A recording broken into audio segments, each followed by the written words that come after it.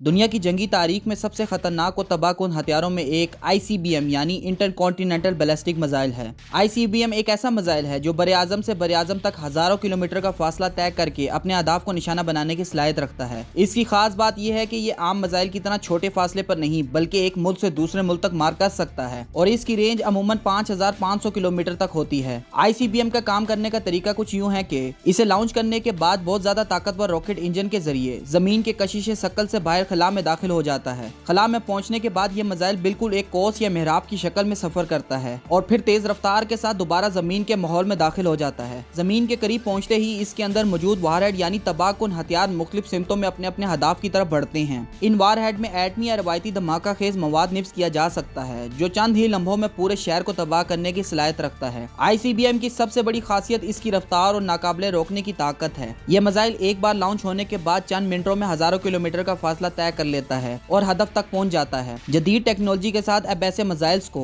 Multiple independent re entry vehicles से lace किया जाता है, जिसका मतलब है कि एक ही मिसाइल बैक वक्त कई शहरों या फौजी अड्डों को निशाना बना सकता है। यूं ICBM आज के दौर में कई बड़ी ताकत की फौजी कुव्वत की पहचान है। ये एक ऐसा हथियार है जो दुश्मन के लिए महज खतरा ही नहीं बल्कि इस पर दबाव डालने का एक जरिया भी है। दुनिया की चंद बड़ी ताकतें ही इस टेक्नोलॉजी की मालिक हैं क्योंकि ये सबसे महंगी, पेचीदा और खतरनाक जंगी इजाद है।